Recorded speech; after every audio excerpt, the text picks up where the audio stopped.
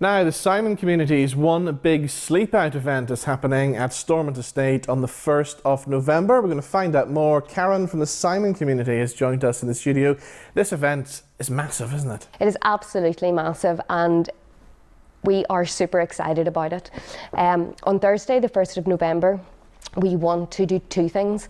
We want to raise the profile of homelessness in Northern Ireland, and we want to invite the public and companies and other charities to come and join us and actually to sleep on the steps of Stormont, to actually say, let's do something about homelessness in Northern Ireland. And it really is a huge issue. I mean, the numbers are getting larger every year, and I know recently there was something like 148 homeless deaths here in Northern Ireland, wasn't there? Absolutely, and that figure is absolutely shocking.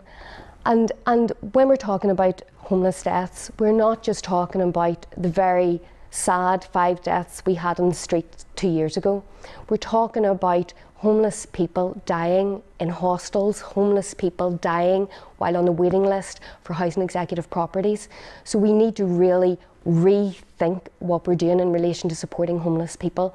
And for us, having a voice on the 1st of November, having members of the public support us, is definitely a massive step into having those voices heard. We're seeing a lot more teenagers on the streets as well, homeless, aren't we, at the minute? Youth homelessness is a growing issue. Simon community support nearly 3,000 homeless people every year. Around 30% of those homeless people are under the age of 25. That is shocking. It is not okay to be 18 and homeless. It's really hard to be 18, never mind being 18 and homeless. So what exactly do the Simon community do when you find these young people on the street? How do you support them? Well, it's not just on the street. Young people can call our helpline. Young people can come to the Simon community and ask for help. Young people come to us, and what we will provide is accommodation through our hostels. We provide bespoke support. We provide support 24 hours a day, because young people are on a journey. And as I said, you don't wake up on your 16th birthday and find yourself homeless. You don't wake up when you're 18 and find yourself homeless. And these young people have been on a very difficult and traumatic journey. And that is usually around family breakdown. And what we hope to do is provide a range of support to help that young person move to independence. Now, it's horrendous if you're on the street at any time of year, but I suppose people are thinking now we're coming into the winter months, the awful cold weather. It must be a really difficult time for you guys and for people out there on the street. Well, on the street it's a really difficult time, but for anybody who's homeless on the mouth of Christmas, it's shocking, because it highlights the things that we take for granted. I mean, Christmas usually is focused on family and celebration, but if you don't have a home, it's very difficult to consider all those other things. If you don't have a home, if you don't know where your next meal is coming from, if you don't have any money, for me, Christmas just makes it even worse. But every day in Simon community, we offer support and help. Every day we accommodate people right across Northern Ireland, be they 16 or 85. Every day we provide that support. And for us, it's about ensuring that people get the support, that people understand homelessness. Homelessness can happen to anyone. And it's around trying to ensure that people get the right help at the right time to make their journey and to make the change and to help them move to independence. So you said homelessness can happen to anyone. William is here with us in the studio. William, it's thanks to Simon community that you're here today, isn't it? Very much indeed, Robin. Karen was referring to, I think we all have a thumbnail in our heads of what a homeless person looks like.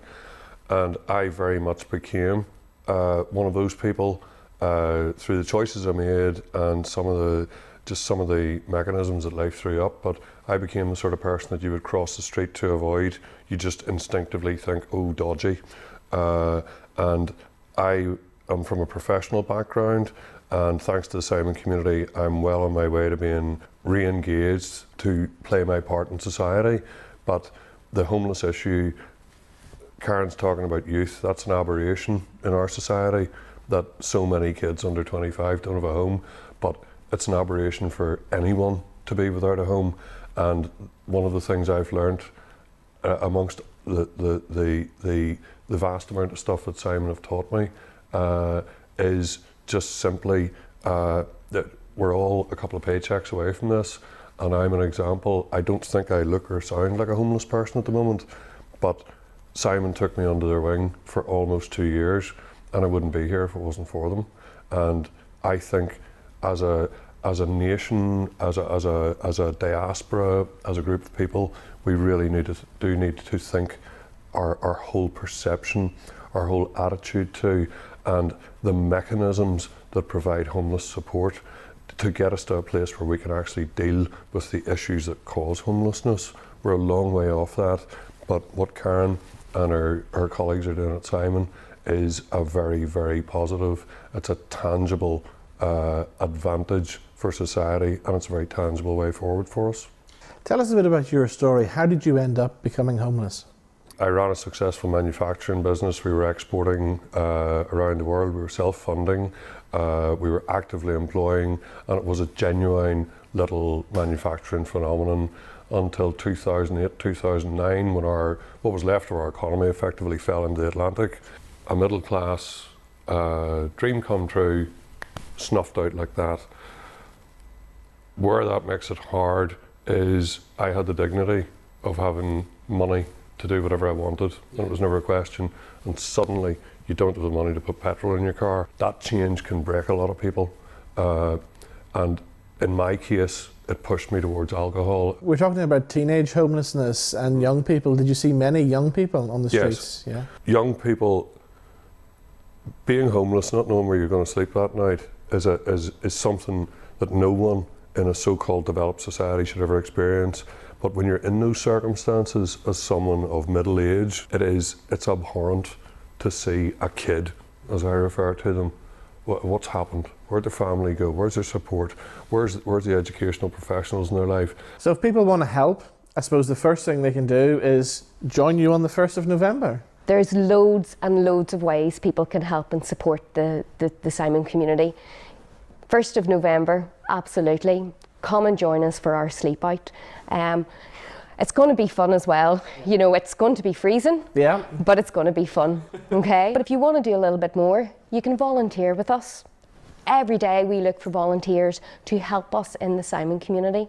That could be around fundraising. It could be around helping us pack our welcome packs that every person in the Simon community gets. It could be helping us actually do activities with our clients. So William, would you encourage everybody to come along and get involved at Stormont on the 1st of November? Absolutely. Imagine something good happening at Stormont, something positive. It's a party.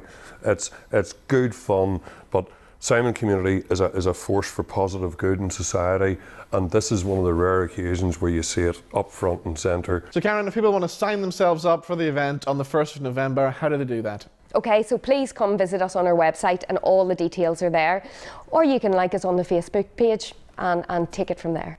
Brilliant. Karen and William, thank you so much for joining us on the show today. Thank you. Thank you.